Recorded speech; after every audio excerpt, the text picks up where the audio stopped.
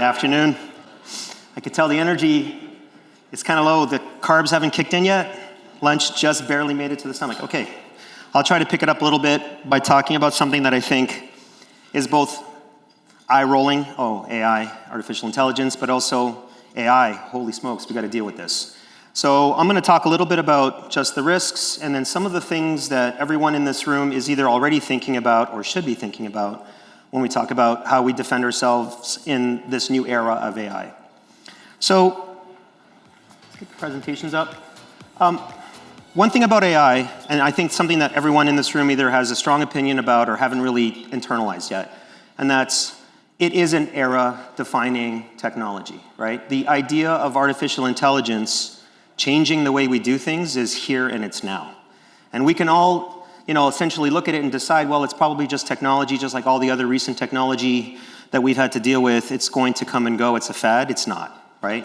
And if we look at it from the perspective of what has been era-defining in our industry, and what I mean by industry, I mean IT changing the way we live and work, there's probably a few that everyone will agree have been era-defining moments, right? We all can agree that personal computing definitely changed the world, right? The idea of having the ability to bring computing down to your own personal level fundamentally changed the way the world works, from education to the way business works to the way we govern to everything.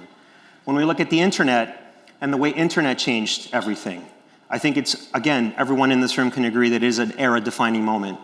We also look at one of the next big fundamental impacts to the way everyone, children, adults, businesses, society changed, having access in your hands, this dream of having the tricorder and having something where you can actually get answers to all questions in your hand at all times, changed our world, right? There's been lots of technologies in between, there's been lots of promises in between these things, but if you really stop and think about it, every one of those era-defining moments, fundamentally changed the way we live, and I think we all probably agree. If we don't agree, then we're probably going to get, proof of this pretty soon, that the AI era today and going forward is going to change the way we live and work. Just ask your kids. They know about ChatGPT. It's doing their homework for them, right? It's down to that level. So it is definitely impacting everyone. If we look at it from the perspective of proof, just is it being used? This is era-defining. We've never seen this before where the adoption of technology has happened at such a fast rate. Right? And this is adoption everywhere, not in a niche, not in a particular category of technology, but just in everything we do, right?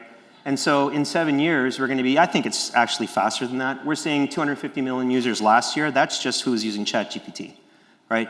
The idea of using AI, it's now ingrained in everything that we do. We probably don't even know how to count it anymore. We just have to assume that everyone is in some ways impacted by AI technology.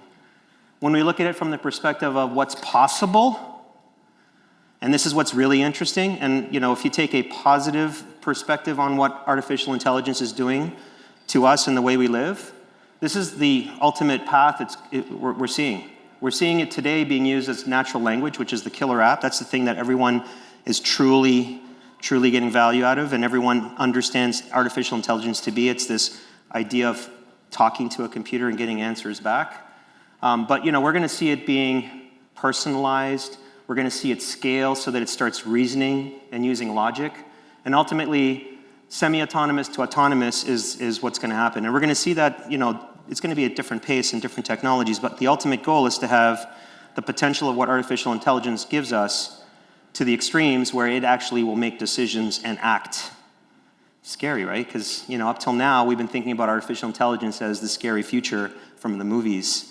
Right? But the idea of artificial intelligence has been around for a long time. It's not new. This is not new.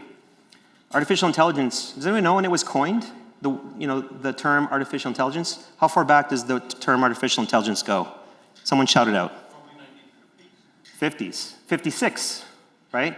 The MIT's AI lab started in 1959, before the internet, right? So the concepts and the ideas of what artificial intelligence can do has been around for a long time. The difference now is that we have the perfect storm of unlimited amounts of data. So the idea of having data to process and to use to model and to feed into the the potential of what AI can give you. There's the unlimited compute, essentially cloud scale, allows us to scale the ability to use all of that data in ways that we've never seen before. And then the third part of that is unbelievable access. Just the fact that everyone can take advantage of this technology and continue to scale it is what really has made this an era-defining moment for us. So, when we talk about AI, it means different things depending on the context, right? As a concept, it's nothing but mathematics, statistics, it's science, right? There's no magic when you talk about artificial intelligence. When we kind of distill it down to some of the most obvious conversations around artificial intelligence, it's things like machine learning, which I think we've all been talking about for a long time. Everyone's been scared to say artificial intelligence in reference to machine learning because machine learning is very much a subset of what artificial intelligence potential is. Then there's deep learning, which is that next level up, the idea of taking unprecedented amounts of data and compute and turning it into something where it can start thinking. It can start coming up with patterns and things that you can't train it to do, but it actually comes back with interesting, novel ways of modeling data. And then, of course, the one thing that everybody knows it for right now is generative AI. The idea of it having almost a natural language response to your questions, and the idea of producing new things, images, voices, video, and obviously all the text that we're so used to seeing. So what this does in our world, the IT world, is it changes the way we work very much. So it's basically now completely integrated into everything we do around apps, right?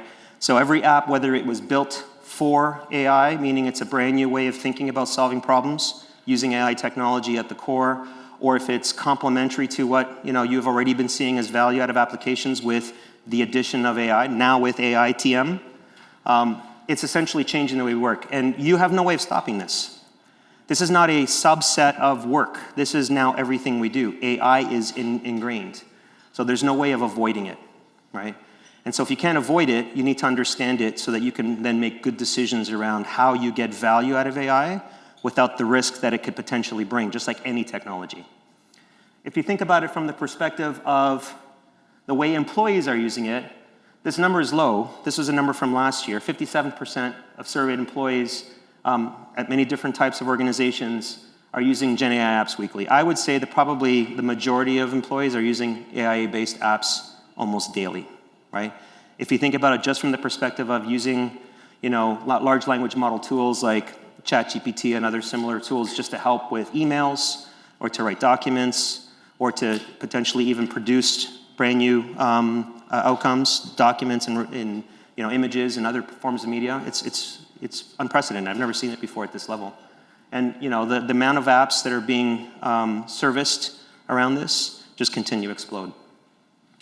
It comes with risk. Just like anything new in technology, there are risks, right? And so you have to understand the risks so that you can make decisions around it. One of the risks is just visibility, just knowing that it's happening, having some way of understanding how you're going to engage with that use of the application in a safe way. You need to understand it, you need to see it. Just like when we first started deploying applications into cloud and SaaS became a thing, and we need to see how do we stop shadow IT so that our users are not just using things without our knowledge so that we can make good decisions on it. So IT visibility is a big problem, right? And again, all these apps have AI integrated and you might not even be aware of it. The next thing is data leakage. So the thing about artificial intelligence is that for it to be valuable, it needs data. And the more data you give it, the more effective it can be in its outcomes, right? And so there's this now rush to feed the machine.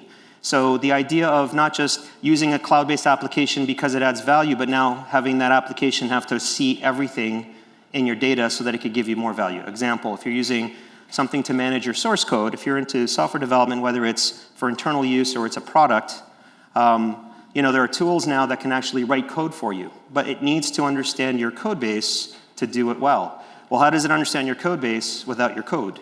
And so there's this idea of, well, if we're going to use this app, we need to give it code. If we're going to give it code, is it safe to do that? Right? It's an important question. And then if we are giving it code, are there things in the code that we don't want it to have? Like, for example, private keys. So these are new challenges that are reflective of the same challenges we had before when we started moving to cloud, but now at a higher scale because we now need to intentionally give it more data than we've ever been able to do or needed to do.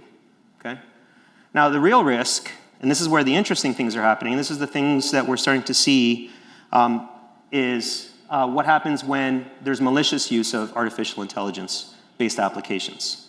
So there's obviously some sort of data model that has to happen behind the scenes. The data model provides outcomes based on how you're using it, whether it's through prompts, if you're using it in some sort of large language model tool, or it could be back-end processing that gives you results based on the inputs. Do you trust the outputs, right? And the risks there are everything from it's just wrong, so you're making decisions based on wrong information and you don't have the capacity to determine if it's wrong or right. But worse than that is what if it's malicious and you're actually getting links back or you're getting data back that is intentionally corrupting your decision making or your actions. That's a big risk. And guess what?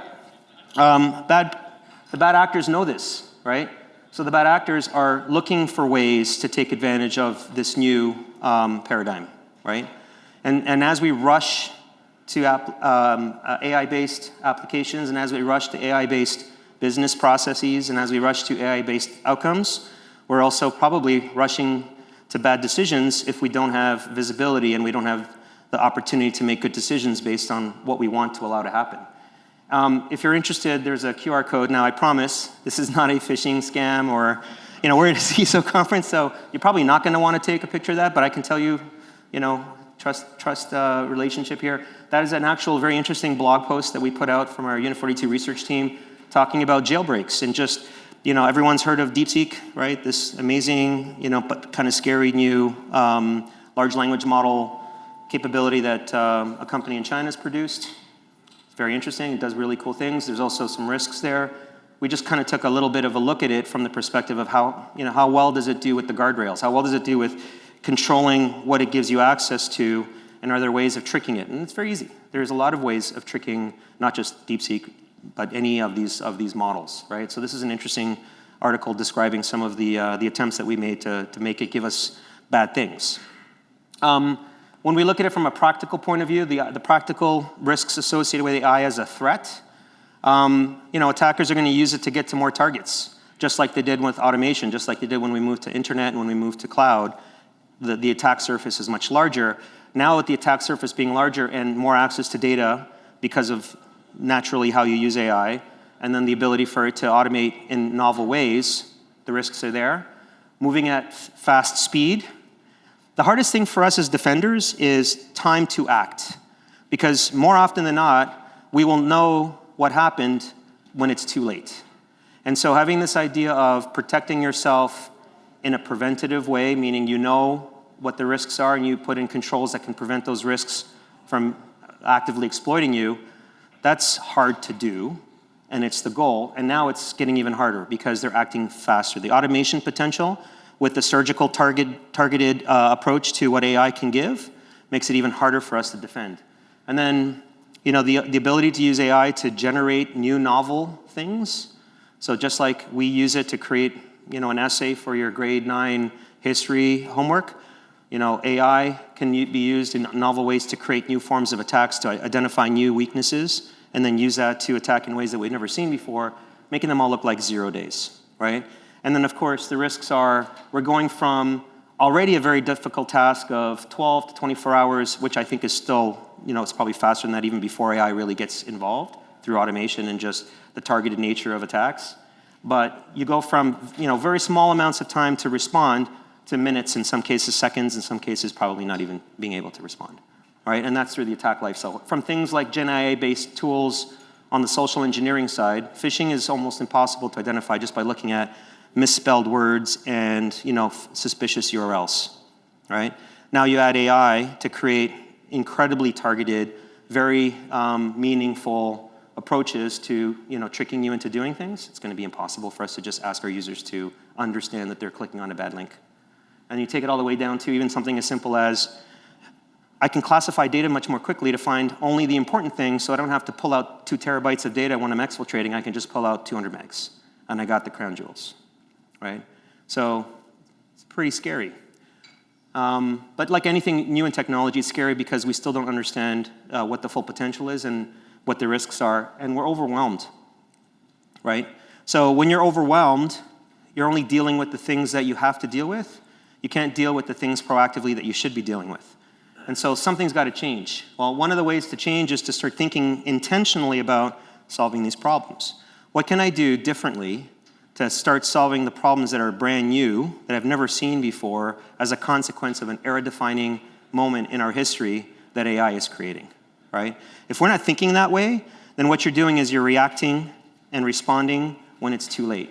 You have to be thinking ahead. You have to start thinking in terms of the incremental changes in some cases, or the very direct changes in others, to start taking this risk on, right? You need to do it in a way that allows your teams that are defending you to do better, right? Asking them to do more is impossible. They're already overwhelmed.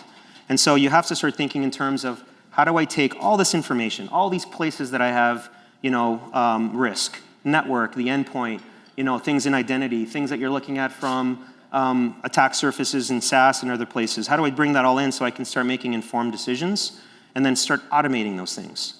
Start responding much more quickly and start reacting much more quickly, but better, prevent it in the first place.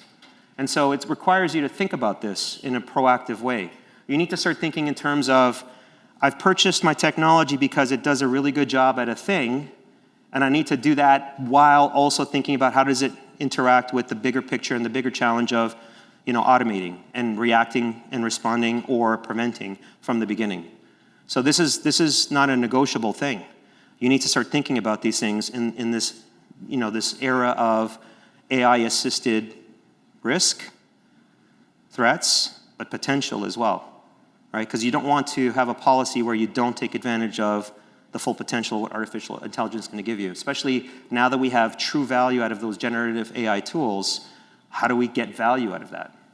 And so this is something that makes the problem hard. Data is required to do a good job in securing, so you have to look at how much data you have, who you're partnering with. Do they have the potential to add value because they have a much broader perspective on what the risks are, and they can react much more quickly?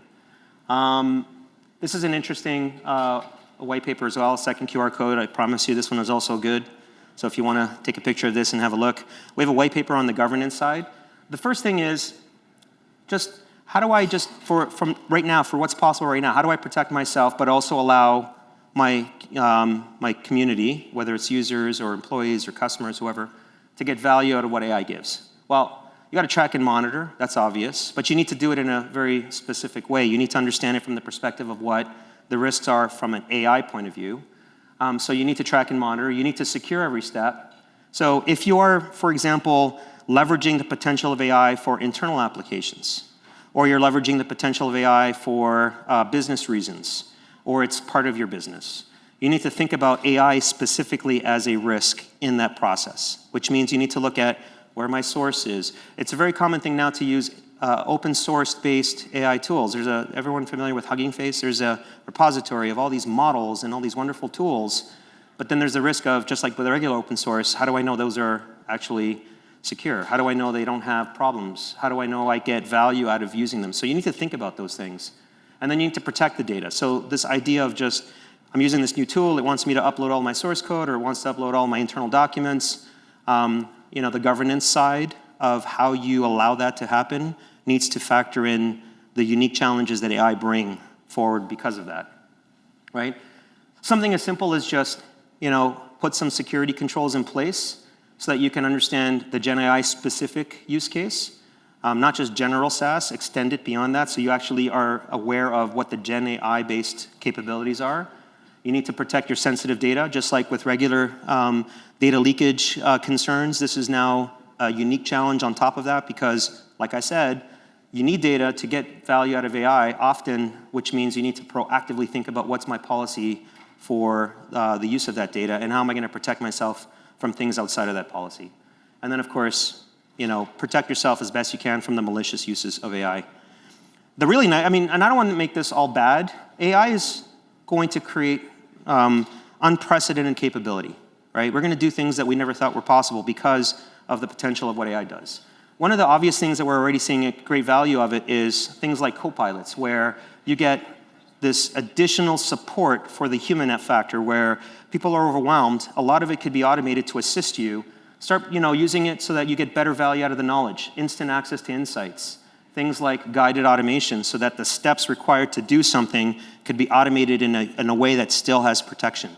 So think about those things. And then as you go on this journey, go from the partial assist that we know is possible today, start building trust, put the systems in place that let you go to a more of a full assist model. So you put in good, strong governance, you have visibility, you have security controls in place, you put in good, strong governance with your partners, the vendors that are going to provide AI-assisted value that requires them to have more access than you've ever given a vendor before.